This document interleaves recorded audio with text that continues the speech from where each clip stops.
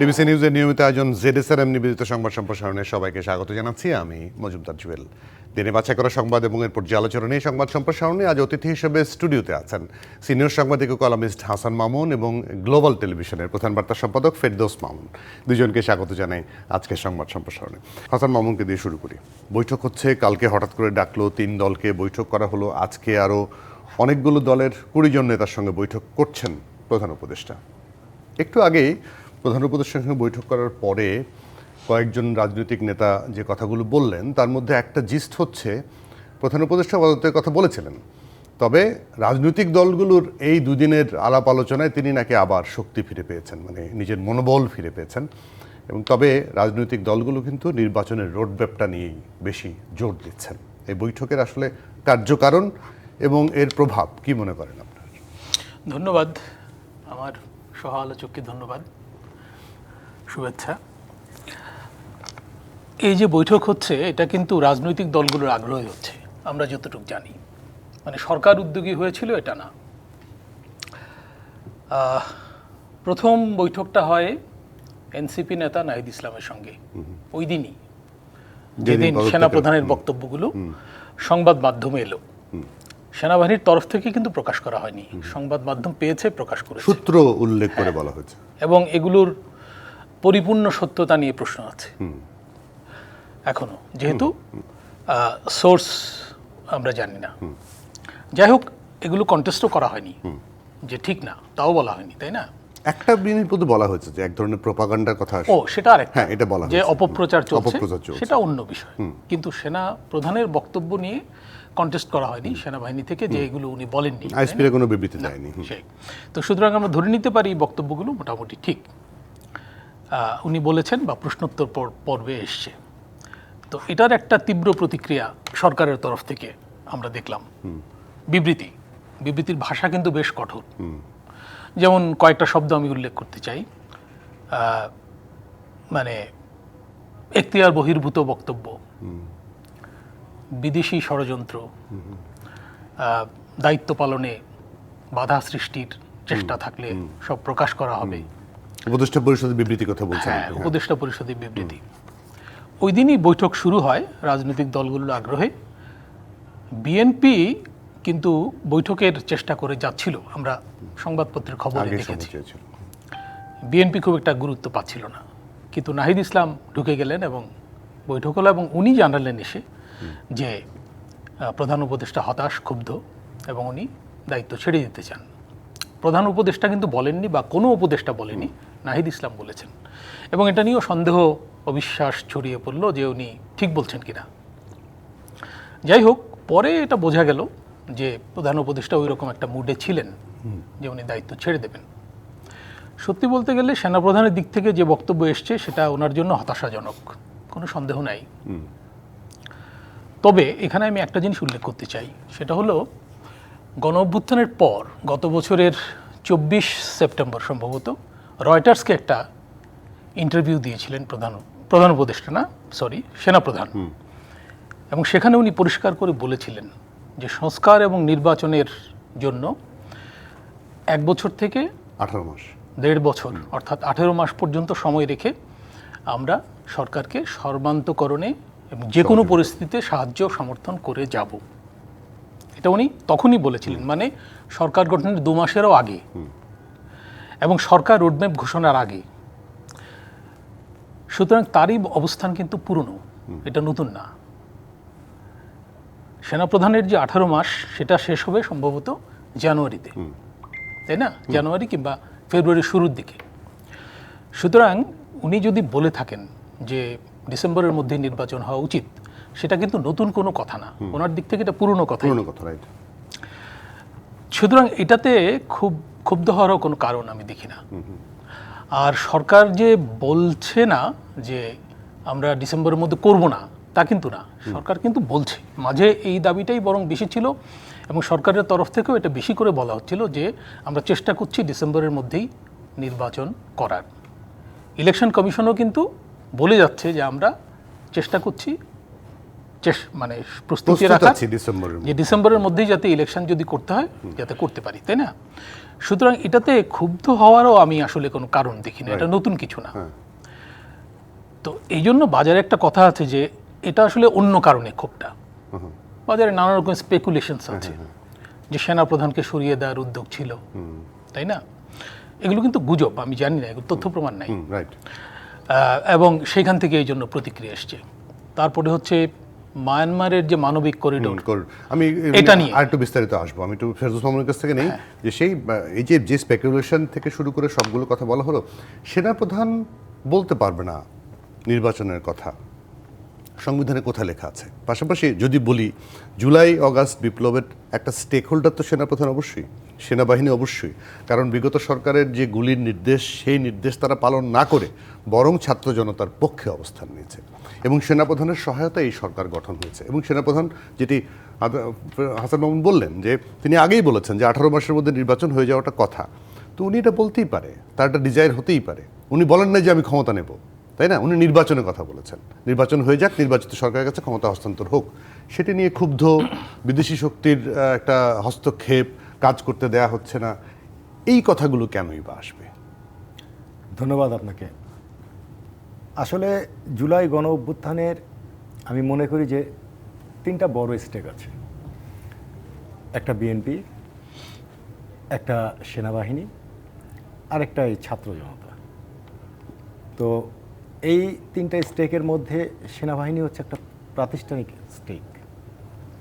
তো সে জায়গায় সেনাপ্রধান এই জুলাই গণ অভ্যুত্থানে সেনাবাহিনী যে ভূমিকা পালন করছে সেটা কিন্তু মূলত খুব দেশব্যাপী বেশ প্রশংসা পেয়েছে। সুতরাং সেনাপ্রধানের বক্তব্য নিয়ে আসলে যে ধরনের কথাবার্তা বলা হয়েছে এতদিন, আমার কাছে মনে হয় নাই যে আসলে এই সরকারকে বিব্রত করার জন্যই এই নানান সামাজিক মাধ্যমগুলো তৎপর হয়েও সেই তৎপরতার বহিঃপ্রকাশেই এ ধরনের একটা অস্থিতিশীল ঘটনা ঘটানোর চেষ্টা করা হয়েছে। তো পাশাপাশি যে কথাগুলো আসছে, যদিও সেটার তথ্য প্রমাণ কতখানি আছে আমি জানি না, সেটা হচ্ছে যে অন্তর্বর্তী সরকার যে কাজগুলো করছে, মোটা দাগে যে কাজগুলি করছে, বিশেষ করে ওই যে করিডোরের কথা বললেন, বন্দরের কথা বললেন, প্লাস আরও কিছু কাজ আছে, এই কাজগুলি করার ক্ষেত্রে আসলে অন্তর্বর্তী সরকার দেশের এগুলো করার কথা কি না, তো আসলে এগুলো ওনাদের করার কথা না। তো ওনারা যখন এই বড় 2টা স্টেক হোল্ডারকে পাশ কাটায় কিছু করতে যাচ্ছে, কারণ যা রটে কিছু তো বটে, তো স্বাভাবিকভাবেই এই বড় স্টেক হোল্ডাররা ক্ষুব্ধ হবে। তো সেক্ষেত্রে আমরা জুলাই আন্দোলনের পর যে শক্তি ছাত্রদের মধ্যে দেখছি, আমার কাছে ব্যক্তিগতভাবে মনে হচ্ছে যে সেই শক্তি দিনে দিনে কমছে। তাদের ভিতরে তাদের কার্যকলাপেই তাদের শক্তি কিছুটা ক্ষয় করায় দিচ্ছে। তো বিভিন্নভাবে কথা উঠছে যে এক্ষেত্রে বড় দল হিসাবে যেটাকে ধরা হচ্ছে যে ভবিষ্যতে বাংলাদেশে সরকার গঠন করতে পারার সম্ভাবনা বেশি বিএনপি, প্লাস সেনাবাহিনী যে অবদান রাখছে তাদেরকে অবজ্ঞা করা হচ্ছে। কারণ আপনি একটা জিনিস দেখেন যে হঠাৎ করে প্রধান উপদেষ্টা পদত্যাগ করবে, এই কথা কি নাহিদ ইসলামের মুখ দিয়ে কেন আসবে? তার মানে আমার কাছে ব্যক্তিগতভাবে মনে হচ্ছে যে এইটা একটা প্রিপ্ল্যান্ড। আচ্ছা, আর এইটাকে কেন্দ্র করে এত কিছু ঘটবে, এটাও একটা প্রিপ্ল্যান্ড। তো সুতরাং যে সংকট এই মুহূর্তে দেশ অতিক্রম করছে, আমার কাছে মনে হচ্ছে এই সংকট থেকে দেশ পার পেয়ে যাবে। এবং বিএনপির সাথে বৈঠকের পরে কিন্তু বিএনপির নেতারা বলেছেন যে আসলে তিনি কি নিয়ে কথা বলবেন আমরা জানতাম না, আমাদের কিছু প্রস্তাব ছিল সেটা আমরা দিয়ে গেছি। এর মধ্যে বড় বড় যে প্রস্তাবগুলো, তার মধ্যে সবচেয়ে বড় প্রস্তাব হচ্ছে রোড ম্যাপ ফর ইলেকশন। এই অন্তর্বর্তী সরকারের আমি মনে করি ব্যক্তিগতভাবে দুর্বলতার জায়গা হচ্ছে তারা ক্ষমতা গ্রহণের পর থেকে এখন পর্যন্ত এই যে সংস্কার বলেন, নির্বাচনের রোডম্যাপ বলেন, এগুলো কোনো কিছুকেই তারা কিন্তু এটাকে কি বলবো মানে প্ল্যান ওয়াইজ কারো সামনে এখন পর্যন্ত উপস্থাপন করে নাই। উনি যেমন বললেন যে হলো ডিসেম্বরের কথা বলেছেন, আসলে ডিসেম্বরের কথা, ডিসেম্বর টু জুন, ডিসেম্বরের কথা ইউনূস সাহেব প্রথমে বলেছিলেন, কিন্তু পরের দিনই আমরা দেখলাম যে সেই কথাটা ডিসেম্বর তো জুন হয়ে গেল। বিভিন্ন উপদেষ্টারা এই ব্যাপারে বক্তব্য দিচ্ছিলেন, যে কারণে তারপর থেকেই কিন্তু একটা ধোঁয়াশা সৃষ্টি হলো। এবং বারবার বিএনপি গতকাল প্রধান উপদেষ্টার সাথে বৈঠকে বসে কিন্তু 3টা কথা পরিষ্কার বলেছে, যে একটা নির্বাচনের রোডম্যাপ, একটা সংস্কার, বিচার, আরেকটা হচ্ছে বিচার। তো এটা কিন্তু স্পষ্ট যে নির্বাচনের রোডম্যাপের সাথে সংস্কার এবং বিচার এক হতে পারে না। এটা সংস্কার আর বিচার অবশ্যই চলমান প্রক্রিয়া। তাদের মূল যে কথাটা ছিল যে আপনি আজকে 9 মাস ক্ষমতায় আছেন, আপনারা এখন পর্যন্ত একটা রোড ম্যাপ দিতে পারেন না। এই রোড ম্যাপটা না দেওয়ার কারণেই কিন্তু এক ধরনের সন্দেহ তৈরি হয়েছে। মানে এটাকে কি পাশাপাশি বলবো যে- সন্দেহটা আর একটু দানা বাঁধে কিনা, একজন দুজন উপদেষ্টা বলছেন তারাও নির্বাচিত, কেউ কেউ বলছেন আমাদেরকে পাবলিক চায় আরো 5 বছর থাকি। প্রধান উপদেষ্টা নিজেও আল জাজিরার সঙ্গে ইন্টারভিউতে বলেছেন যে মানুষ তো চায় আমরা থাকি। এগুলো সন্দেহটা বাড়ায়। এই কারণে হয়তো এই ধরনের কথা, এই ধরনের এক ধরনের সন্দেহের কারণে রাজনৈতিক দলগুলো সংকট সৃষ্টি হলো কিনা। সেই জায়গাটা আমি একটু, হাসান মামুন, এই যে একটা কথা আপনি খেয়াল করেছেন নিশ্চয়ই, যে উনি স্বাভাবিকভাবে কাজ করতে পারছেন না, কিছু হলেই তার ভবন ঘেরাও করা হচ্ছে, শাহবাগ অবরোধ করা হচ্ছে। তো সেগুলো কাকে ইঙ্গিত করে আমি জানি না, কাউকে ইঙ্গিত করে বলা কি না। কারণ একটি দল যখন করে রাত থেকে পরে 2 দিন ধরে অবরোধ করে দাবি আদায় করে নেয়, আরেকটি দল করলে উনি বিব্রত হবেন কেন? সবারই তো সমান অধিকার। হ্যাঁ, এই যে প্রধান উপদেষ্টার বাসভবন ঘিরে সভা সমাবেশের উপর নিষেধাজ্ঞা, এটা কিন্তু অনেকবার জারি করা হয়েছে, আবার এটা লঙ্ঘনও হয়েছে এবং কোনো ব্যবস্থাও গৃহীত হয়নি। এটাকে আবার সরকারের বিউটি হিসেবে কেউ কেউ প্রচারের ব্যস্ত উদ্যোগী হয়েছে, যে সরকারের বিউটি এটা, সরকার কঠোর হচ্ছে না। কিন্তু কোনো কোনো ক্ষেত্রে কিন্তু সরকার কঠোর হয়েছে, আমরা দেখেছি কারো ক্ষেত্রে কঠোর হয়েছে, কারো ক্ষেত্রে হয়নি। অর্থাৎ এই ক্ষেত্রে একটা বৈষম্য হয়েছে এবং এটাও কিন্তু সমালোচিত। আপনি যেটা বললেন যে আওয়ামী লীগ নিষিদ্ধের যে প্রক্রিয়াটা, সেটা তো আমরা দেখলাম। এটাকে অনেকে কিন্তু গভর্নমেন্ট স্পন্সার্ড আন্দোলন বলছে এবং এখানে নাটক বলেছে এবং এখানে জামায়াতে ইসলামের লোকজনও জয়েন করেছিল বলে মনে করা হয়। এটা নিয়ে আবার দুই পক্ষের মধ্যে, তাদের মধ্যে আবার পরে মতপার্থক্য হয় এবং বেশ তীব্র বাদানুবাদ হয়। এনসিপির সঙ্গে কিন্তু এটা ঘিরে জামায়াতে ইসলামীর সম্পর্ক খারাপ হয়েছে এবং এই যে বৈঠক চলছে, এই বৈঠকে জামায়াতে ইসলামীর একটা সতর্ক অবস্থান আমরা দেখতে পাচ্ছি। জামায়াতে ইসলামীর অবস্থানটা হচ্ছে এনসিপি এবং বিএনপির মাঝামাঝি, পরিষ্কার করে বলছে না। যাই হোক, জামায়াতে ইসলামী সবসময় এরকম কৌশলী অবস্থান নিয়ে থাকে, এতে এরা বেনিফিটেড হবে কিনা সেটা আমরা ভবিষ্যতে দেখব। তো আপনি যেটা বলছিলেন যে সরকারের বিবৃতিতে এই কথাটাও আছে যে কি উদ্দেশ্যমূলক কর্মসূচি। তো এটা সম্ভবত কি এটা বিএনপির যে কর্মসূচি, বিএনপির একাংশের, বিএনপির তো না, ছোট অংশের, সেটাই সামাল দিতে অবস্থা খারাপ হয়ে গেল, তাই না? তো এই জন্য বলা হচ্ছে যে বিএনপি যদি আন্দোলনে নামে পরিস্থিতির কি অবনতি হবে, তাই না? যাই হোক, তো আজকেও কিন্তু নগর ভবনে আন্দোলন চলছে ইশরাকের সাহেবের শপথ নিয়ে, এবং এটা নিয়ে জটিলতা সৃষ্টির কোনো প্রয়োজন ছিল বলে অনেকে মনে করেন না। এটা কেন তৈরি করা হলো বোধগম্য না, এটা হচ্ছে একটা। আর ওই সময় দেখা গেল এনসিপি একটা অদ্ভুত কর্মসূচি নিল, সেটা হচ্ছে এই বিয়েতে আগারগাঁওয়ে নির্বাচন কমিশনের সামনে নির্বাচন কমিশন ঘেরাও, যে নির্বাচন কমিশন এই সরকারের আমলে হয়েছে এবং নাহিদ ইসলাম উপদেষ্টা থাকাকালে হয়েছে। সেই নির্বাচন কমিশনকে বাদ দিতে হবে, পুনর্গঠন করতে হবে এবং স্থানীয় সরকার নির্বাচন, যেটা ইলেকশন কমিশনের বিষয় না, যেটা সরকারের বিষয়, সেটা মানে এই জিনিসগুলো তাদের মধ্যে ক্লিয়ারও না। তাদের মধ্যে অনেক তাত্ত্বিক আছেন, আমি কাউকে চিনি, বুঝলাম না তারা কি জিনিসগুলো পরিষ্কার কিনা। এটা তো সরকারের কাছে দাবি করার বিষয়, এটা ইলেকশন কমিশনের বিষয় না। ইলেকশন কমিশন বলছে যে সরকার যদি চায় কয়েকটা সিটি কর্পোরেশন নির্বাচন আমরা করে দিতে পারি প্রস্তুতিমূলক হিসেবে, আমাদের সক্ষমতার প্রমাণ ইত্যাদি। যাই হোক, তো এই পরিস্থিতির মধ্যে সেনাপ্রধানের বক্তব্য ঘিরে যেটা হলো, তাতে পরিস্থিতির মানে সংকটটা মানে সরকারের মধ্যে সরকারের সঙ্গে আরেকটা ক্ষমতা কেন্দ্রের যে একটা বিরোধ চলছে, এটা কিন্তু সামনে এসছে। সেটা যে ঘটনাকে ঘিরে হোক, এটা হতে পারে নিরাপত্তা উপদেষ্টা নিয়োগ নিয়ে হতে পারে।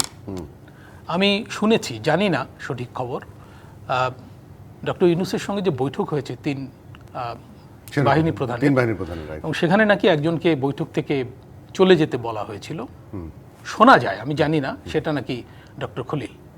শুনেছি, এটা নিউজের লোকজন বলতে পারবেন, আপনারা বলতে পারবেন। তো হতে পারে যে তার বিষয়ে আমাদের আপত্তি আছে, তার সামনে বলতে চাই না, হ্যাঁ, সেটা হতে পারে। এবং খলিল সাহেব কিন্তু পরে প্রেস মিট করেছেন এবং উচ্চকিত গলায় উনি নিজের নাগরিকত্ব, নিজে কি বলেছিলেন, কি বোঝাতে চেয়েছেন সেই সব ব্যাখ্যা করেছেন, এবং তারেক রহমানের নাগরিকত্ব নিয়ে একটা বিরতি নিতে হবে। বিরতির পরে ফিরে এসে আবারও আলোচনা করবো, কারণ ওই যে করিডোরের প্রসঙ্গ আছে, তারপরে এখন চট্টগ্রাম বন্দর বিদেশিদের হাতে দেওয়ার প্রসঙ্গ আছে, এখনও বলা হচ্ছে না আমরা দেবো না কাউকে। এই নানা ধরনের কথাবার্তা, এইগুলো নিয়ে একটা আলোচনা করতে চাই। দর্শক আমাদের সঙ্গে থাকবেন, আপনারা আছেন ZSRM নিবেদিত সংবাদ সম্প্রসারণ। বিরতির পরে আবারও স্বাগত ZSRM নিবেদিত সংবাদ সম্প্রসারণে। আমাদের সঙ্গে স্টুডিওতে অতিথি হিসেবে আছেন সিনিয়র সাংবাদিক ও কলামিস্ট হাসান মামুন এবং গ্লোবাল টেলিভিশনের প্রধান বার্তা সম্পাদক ফেরদৌস মামুন। দুজনকে আবারও স্বাগত। ফেরদৌস মামুন, ওই যে একটু করিডোরের কথা বলা হলো, একটু চট্টগ্রাম বন্দরের কথা বলা হলো, এখন কিন্তু আবার সরকারের পক্ষ থেকে ইউটার্ন, একদম কনফিডেন্টলি বলা হলে হ্যাঁ আমরা করিডোর নিয়ে আলোচনা করেছি, কথা হয়নি, কোনো কথা হয়নি, এরকম নানা ধরনের কথাবার্তা। মানে কেন আমি জানি না, আপনি ভালো বলতে পারবেন যে এই জায়গাগুলোতে এত ভাস্ট জায়গায় আপনার হাত দেওয়ার দরকারটা কি? আসলে আমার কাছে মনে হয়েছে যে এই বর্তমান সরকার, যেহেতু এই সরকারকে বিদেশি কিছু শক্তি একটু দুর্বল মনে করে, তার ঘাড়ে পাড়া দিয়ে অনেক তো এখন মনে করছে যে এই সরকারের ঘাড়ে পাড়া দিয়ে বাংলাদেশে এরকম একটা রাজনৈতিক টালমাটাল অবস্থায় যদি কিছু করে নেওয়া যায়, এই ধরনের চিন্তাভাবনা থেকেই এই ধরনের কথাবার্তাগুলো উঠছে। কারণ তারা মনে করছে যে বর্তমান সরকারকে দিয়ে আমাদের এই কাজ করাটা সহজ হবে, নির্বাচিত সরকার হলে পরে এটা সম্ভব হবে না। কিন্তু বিদেশি শক্তি যে যা কিছুই বলুক না কেন, আমরা যারা দেশ চালাই তাদেরকে কিন্তু বুঝতে হবে যে আমার কোন কাজটা করা উচিত, কোন কাজটা করা উচিত না। করিডোর দেওয়ার বিষয়টা তো একটা দেশের অনেক বড় বিষয়। সেখানে শুধু নির্বাচিত সরকার থাকলে পরে হবে না, নির্বাচিত সরকারকেও এই ধরনের কাজ করার আগে আমার মনে হয় তার সংসদে একটা ম্যান্ডেট নেওয়ার দরকার আছে। সুতরাং এই ধরনের কাজে যদি ওনারা হাত দিয়ে থাকে বা ওনাদের সাথে কোনো আলাপ হয়ে থাকে, শুরুতেই আলাপ থেকে তাদের সরে পড়া উচিত ছিল, এবং প্রথম দিনই তাদেরকে বলা উচিত ছিল যে আমাদের কাছে এরকম প্রস্তাব এসেছিল, আমরা নাকচ করে দিয়েছি। তাহলে কিন্তু জিনিসটা আর বাড়ে না। ইভেন এই যে বন্দর দেওয়ার বিষয়টাও কিন্তু প্রথমে শুনলাম যে বন্দর বিদেশিদেরকে ইনভেস্টমেন্ট দেওয়া হবে, কিন্তু কথাগুলি যখন দেখলো যে না, আসলে এই ধরনের কাজ করতে গেলে পরে যে দেশের জনগণ বা দেশের অন্যান্য রাজনৈতিক দলগুলো বিষয়টা সহজভাবে নেবে না, সে কারণেই এই পিছু টানটা। ইভেন কিন্তু রাজনৈতিক দলও পারে নাই। আপনি যদি মনে করে থাকেন 2023 সালে কিন্তু আওয়ামী লীগ এই নিউমোরিং কন্টেইনার হ্যান্ডলিংয়ের জন্য বাইরের দেশের সঙ্গে চুক্তি করতে গিয়েছিল, কিন্তু তারাও কিন্তু দিতে পারে নাই প্রতিবাদ বিক্ষোভের মুখে। সেখানে একটা ইন্টারিম গভর্নমেন্টে সেরকম সিদ্ধান্ত নিয়ে নেবে। তো ওই যে বললাম আপনাকে যে বিদেশি শক্তিগুলি মনে করছে যে বর্তমানে বাংলাদেশে একটা দুর্বল সরকার আছে, সুতরাং দুর্বল সরকারকে দিয়ে আমি যদি আমার স্বার্থটাকে উদ্ধার করে নিতে পারি, তো এই কারণেই তারা এই সুযোগটা নিছে। আর এই সরকারও মনে করছে যে হয়তো বা এটা নিয়ে বিতর্ক হবে না, যেহেতু দেশে জুলাই অভ্যুত্থানের পরে দেশের বিপুল সংখ্যক লোক আমাদের পক্ষে আছে, আমরা এটাকে দেশের সব ম্যান্ডেট পেয়ে গেছে, তাই কি? মানে হাসান মামুন, সব ম্যান্ডেট কি এই সরকার আসলে পেয়েছে? হ্যাঁ, এই কথাটা প্রধান উপদেষ্টার প্রেস উইং থেকে বলা হয়েছিল একটা অনুষ্ঠানে, যে সব রকম। আজকে এই ঐকমত্য কমিশনের সঙ্গে নাগরিক সমাজের প্রতিনিধিদের একটা সভা হয়েছে। সেখানে নিরাপত্তা বিশ্লেষক মেজর জেনারেল রিটায়ার্ড মনিরুজ্জামান সাহেব, উনি কিন্তু পরিষ্কারভাবে বলেছেন যে সব ব্যাপারে হাত দেওয়া ঠিক না, বিশেষ করে সংবিধানে হাত দেওয়াটা, এটা আমাদের সংবিধান বিষয়ক যে কমিশনের প্রধান আলী রিয়াজ সাহেব, তার সামনে উনি বলেছেন। কিন্তু আবার ধরেন যে বিচারপতি এখানে হাত মতিন দেওয়া। বলেছেন যে সংবিধান লঙ্ঘন করেই যে এখন সরকার চলছে, তো সংবিধান পরিবর্তন করতে সমস্যা কোথায়? সেই তো একই আলোচনা কিন্তু। মনিরুজ্জামান সাহেব ওইটা বলেছেন যে জটিলতা যেটুক সৃষ্টি হয়েছে হয়েছে, জটিলতা বাড়ানো আর প্রয়োজন নেই, তাই না? তো আপনি যে প্রশ্নটা তুললেন যে নিয়ম, এটা স্বাধীন মালিক সাহেবও বলেছেন যে সরকার যদি পদত্যাগ করে তাহলে কি হবে, নতুন সরকার কিভাবে গঠিত হবে। উনি বলেছেন যে অনিয়মের মধ্য দিয়ে হচ্ছে, সুতরাং অনিয়মের মধ্য দিয়েই হবে, তো এর তো কোনো নাই। তবে গণ অভ্যুত্থানের একটা ম্যান্ডেট তো আছে, এটা ঠিক, যে গণ অভ্যুত্থানের ভেতর দিয়ে এসছে এবং রাষ্ট্রপতি আছেন, রাষ্ট্রপতির অধ্যাদেশ দিয়ে সবই করা যায়, কিন্তু করবো কিনা এটা হচ্ছে প্রশ্ন। যেটা আমার ভাই বলছিলেন যে সরকারের এগুলো কাজ কিনা, যেমন মানবিক করিডোর দেওয়া। মানবিক করিডোরের অভিজ্ঞতা তো বর্তমান বিশ্বে কেন, মানে বর্তমান বিশ্বের বহু জায়গায় খারাপ। ভালো না, মানবিক করিডোরের শর্তগুলো লঙ্ঘিত হয় এবং এটা সামরিক সংকট তৈরি করে, সংঘাত তৈরি করে, তাই না? এবং যে দেশ দেয় সেই দেশ ক্ষতিগ্রস্ত, আলটিমেটলি পাকিস্তান ক্ষতিগ্রস্ত হয়েছে, আমরা চোখের সামনে দেখছি। তো আমরা এই ঝুঁকি নিতে পারি কিনা, এই ঝুঁকি নিতে গেলে কিন্তু সেনাবাহিনীর সঙ্গে একটু আলাপের প্রয়োজন আছে, কারণ সেনাবাহিনী শুধু এই গণ অভ্যুত্থানের স্টেক হোল্ডার না। মানবিক করিডোরে যদি সংকট দেখা দেয় সেটা কিন্তু সামরিক বাহিনীকে মোকাবেলা করতে হবে, এমনকি বিমান বাহিনীকে মোকাবেলা করতে হবে, নৌবাহিনীকে মোকাবেলা করতে হবে। তো তাদের সঙ্গে কথা না বলে, এমনকি রাজনৈতিক দলগুলোর সঙ্গে কথা না বলে এই ব্যাপারে এগিয়ে যাওয়া, এটা যে একটা ব্লান্ডার হয়েছিল সেটা কিন্তু সরকার এখন স্বীকার করছে, তাই না? কালকে এই যে একনেকের বৈঠক শেষে যে উপদেষ্টা পরিষদের একটা অনির্ধারিত লম্বা বৈঠক হয়েছে কয়েক ঘন্টার, সেখানে আজকে একটা পত্রিকায় দেখলাম ডিটেইল রিপোর্ট হয়েছে, সূত্র মতে উপদেষ্টা বিভিন্ন জনের সঙ্গে কথা বলেছেন, সম্ভবত সমকালে।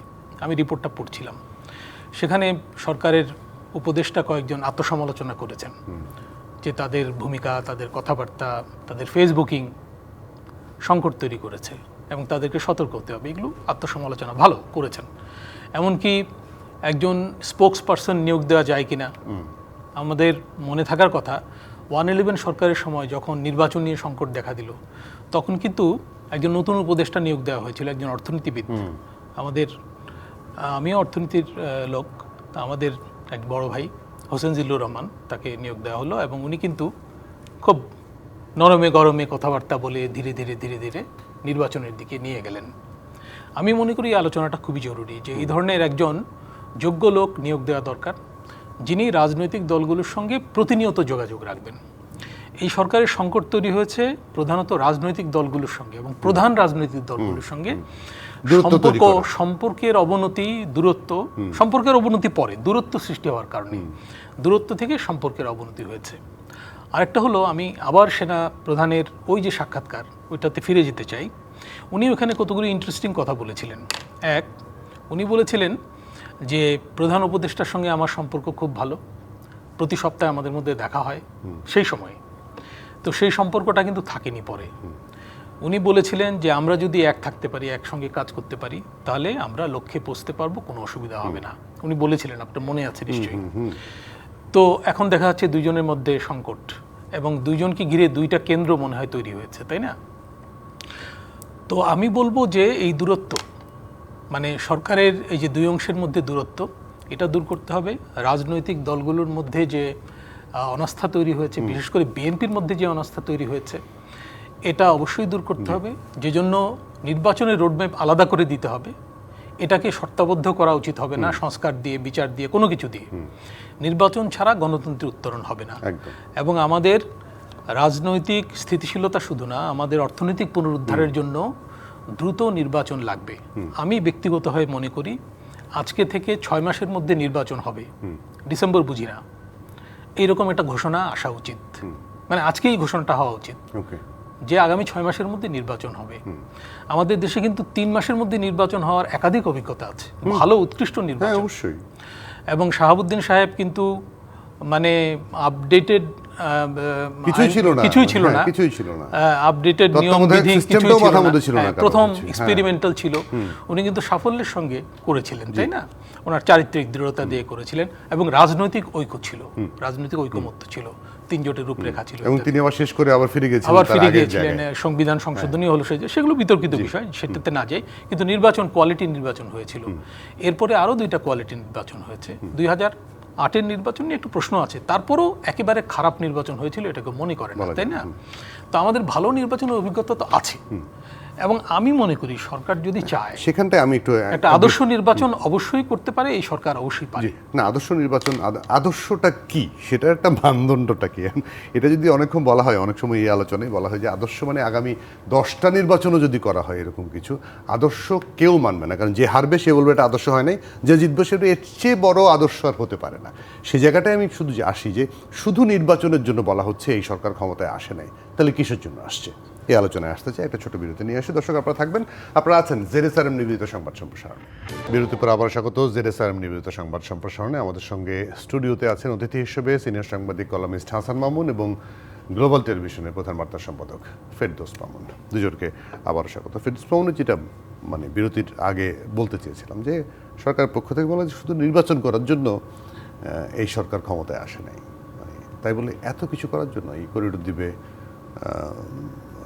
প্রাইভেটাইজেশন করে দেবে, বন্দর, তারপরে যেখানে যেখানে দরকার নাই সেগুলো হাত দেওয়ার দরকার ছিল কি? ধন্যবাদ আপনাকে। আমার কাছে মনে হচ্ছে যে এই সরকার, অন্তর্বর্তী সরকার, গণঅভ্যুত্থানের পরে যে বিপুল পরিমাণ জনসমর্থন নিয়ে ক্ষমতায় আসছে, তাতে কিছু কিছু উপদেষ্টার মনে এই ধরনের হচ্ছে যে আমরা তো পুরোপুরি সব ম্যান্ডেট নিয়েই ক্ষমতায় আসছি। আসলে যে ক্ষমতায় যে একটা অন্তর্বর্তী সরকার যে সব ম্যান্ডেট নিয়ে আসতে পারে নাই, এটা ওনারা বুঝতে পারছে এতদিনে যে আসলে ওনাদের কাছে সব ম্যান্ডেট নাই। ওনাদের কাছে ম্যান্ডেট খুব পরিষ্কার যে ওনারা আসছে বাংলাদেশের এই ক্ষমতায় নির্বাচনের জন্য, প্রথম নির্বাচনের জন্য। আর যে দুটো জিনিস আছে, সংস্কার, পাশাপাশি এই আপনার বিচার করা, এ দুটো থাকবে। সরকারকে সব ধরনের এই সংকট থেকে উত্তরণ করতে হলে পরে অবশ্যই সরকারকে দ্রুত নির্বাচনের রোডম্যাপ ঘোষণা করতে হবে, এবং পাশাপাশি তারা সংস্কারের সুপারিশ প্লাস বিচার ব্যবস্থার জন্য তারা কি করবে সেটা তাদেরকে জানাতে হবে। এর বাইরে সরকার যা কিছুই করতে যাবে, আমার কাছে মনে হয় না যে ওই 5ই আগস্ট তাদের কাছে যে সমর্থন ছিল সেই সমর্থন এখন আর আছে, যে কারণে সরকারকে মনে হয় তার টার্গেটটাকে আরও ছোট করে ফেলা উচিত। ছোট করে এখন কি চায় আসলে বাংলাদেশের জনগণ, কি চায় বাংলাদেশের রাজনৈতিক দলগুলো, সেই জায়গাটাকে মূল ফোকাস দেওয়া উচিত। তা না হলে পরে এই সরকার আমার মনে হয় পরবর্তীতে আরও অনেক সংকট সৃষ্টি করবে। সেই সমস্ত সংকটে যাওয়া আমি মনে করি কাম্য হবে না। ওনাদের যে সমস্ত জিনিস আসলেও রাজনৈতিক দলগুলো চায়, জনগণ চায়, ওটুক করে ওনাদের বের হয়ে আসা উচিত। এর বাইরে অন্য অন্য ম্যান্ডেট নিয়ে আপনি যদি বলেন এই করব ওই করব, এগুলি বলবো যে ওনাদের কারো কারো উর্বর মস্তিষ্কের চিন্তা ভাবনা হবে, এগুলি করাটা ঠিক হবে না। হাসান মামুন, সেই জায়গাটা ওই যে একটা হচ্ছে করিডোর তো পিছিয়ে গেল, বাদ দিল, বন্দরও গেল, এই কদিন আগে এনবিআর দুভাগ করে দেওয়া হলো, সেটিও আজকে বাতিল হলো, সচিবালয়ে আন্দোলনের মুখে সেটাও বাতিল হলো। সেসব জায়গায় হাত না দিয়ে বরং মূল সংস্কারগুলো একদম যেটি এই মুহূর্তে জরুরি সেটা করে নির্বাচনটা দিয়ে দিয়ে তো ভালো, তাই নয় কি? হ্যাঁ, সরকার মানে শুরু থেকে আসলে একটা সংস্কারের চাপের মধ্যে ছিল। এটা সম্ভবত সরকারের মধ্যে এসেছে সরকারি যে ছাত্র উপদেষ্টাদের নেওয়া হয়েছে তাদের অন্তর্ভুক্তির ভেতর দিয়ে। তারা এই জিনিসটা আসলে সরকারের ঘাড়ে চাপিয়ে দিয়েছে, এটা আমার মনে হয়, এটা আমার ব্যক্তিগত মত। আমাদের দেশে যে ক্রাইসিসটা তৈরি হয়েছিল এটা হচ্ছে নির্বাচন না হওয়ার কারণেই। তিনটা ভুয়া নির্বাচন দেশে হয়েছিল, এবং সেই কারণেই এই ধরনের একটা স্বৈরাচারী শাসনের উদ্ভব হয়েছিল।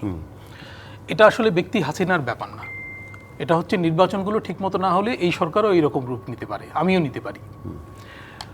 তো ফলে মূল ব্যাপার ছিল যে একটা নির্বাচনের দিকে দৃষ্টি রেখে একটা রোডম্যাপ ঘোষণা করা, এবং এর মধ্যে কিছু সংস্কার যেগুলো সম্ভব, যেগুলোতে সবার ঐকমত্য আছে, সেগুলো করে ফেলা। দেখেন গত 9 মাসে, মানে 9 মাস কিন্তু হয়ে গেছে সরকারের, কোনো রিফর্ম সরকার করতে পারেনি। এবং সরকার যে রিফর্মস কমিশনগুলো করেছিল তারাও কিন্তু লম্বা সময় নিয়েছেন মানে সুপারিশগুলো দিতে। আর এই রিফর্মস কমিশনগুলো কিন্তু রাজনৈতিক দলের সাথে আলাপ করে করা হয়নি, সরকার নিজে করেছে, সরকার যেগুলো মনে করেছে। যে জন্য ইকোনমিক রিফর্মস কমিশন হয়নি, শিক্ষা কমিশন হয়নি, সংস্কার কমিশন হয়নি, তাই না? এবং কিছু অপ্রয়োজনীয় কমিশনও হয়েছে। যেমন আমি মনে করি নারী সংস্কার কমিশনটা এটা প্রয়োজন ছিল না। প্রয়োজন ছিল না মানে এখানে যে প্রস্তাবগুলো আসবে এগুলো নিয়ে ব্যাপক মতপার্থক্য তৈরি হবে, এটা প্রেডিক্টেবল, এটা স্বাভাবিক। কারণ উত্তরাধিকার আইনে হাত দেওয়া এটা মৌলভী সাহেবরা মেনে নেবে না, তাই না? ওই জায়গায় পৌঁছতে গেলে আমাদের আরও 50 বছর লাগবে আমার ধারণা। আমাদের সমাজ ওই দিকে যাচ্ছে না, আমাদের সমাজ অন্যদিকে যাচ্ছে। এগুলো একটু উপলব্ধিতে থাকা দরকার ছিল। যাই হোক, তো এই রিফর্মের যে বোঝা সরকারের ঘাড়ে চেপেছে এটা একটু সরাতে হবে সরকারকে।